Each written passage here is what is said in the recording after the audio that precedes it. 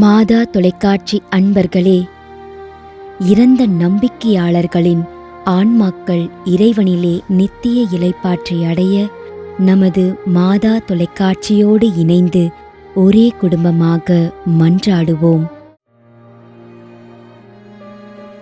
மரிய தங்கம் மாடுத்தட்டு விலை.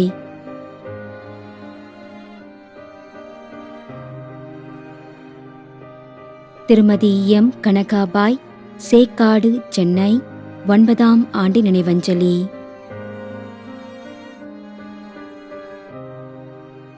தனசீலி ராணி, 7ஆம் ஆண்டு நினைவஞ்சலி.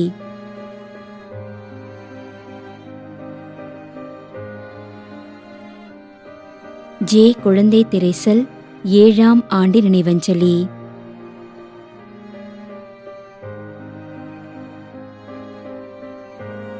டி லாசர், 40ஆம் நாள் நினைவஞ்சலி.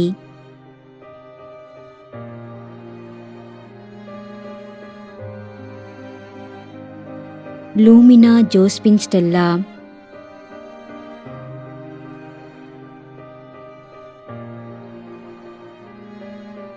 அமிர்தராஜ் லூர்து சுவாமி, பெங்களூர்.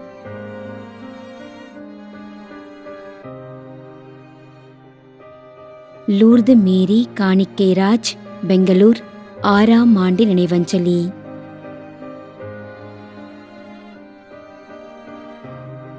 திரு ஆர் பால்ராஜ், திருமதி ஜி ரோசரி பால்ராஜ்.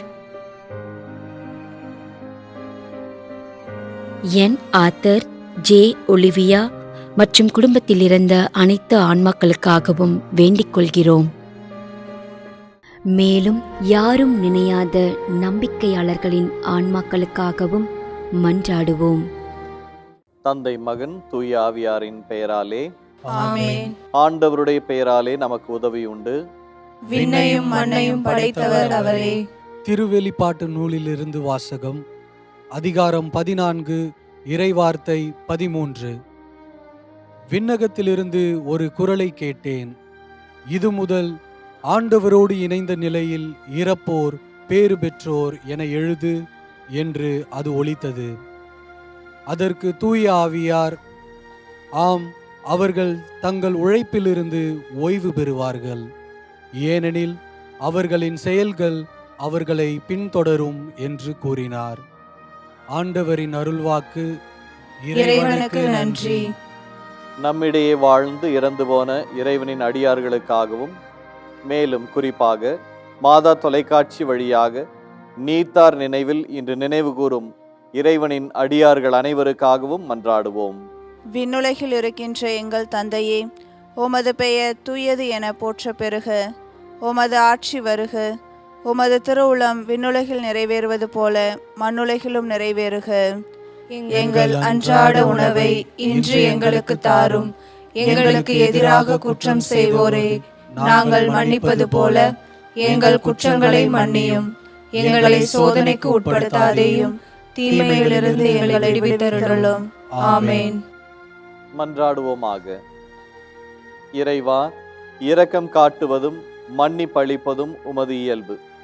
ஆகையால் உமது திருவடிகளுக்கு வந்துள்ள இன்று நாங்கள் நினைவு கூறும் ஆன்மாக்கள் மீது இரக்கம் கொண்டு அவர்களுடைய குடும்பத்தார் மற்றும் மாதா தொலைக்காட்சி குடும்பம் செலுத்தும் ஜெபங்களை ஏற்று அவர்களது குற்றங்களையும் அவற்றிற்குரிய தண்டனையும் மன்னித்து அமைதியையும் முடிவில்லா வாழ்வையும் தந்திடுமாறு எங்கள் ஆண்டவராகிய கிறிஸ்து வழியாக உம்மை மன்றாடுகிறோம்.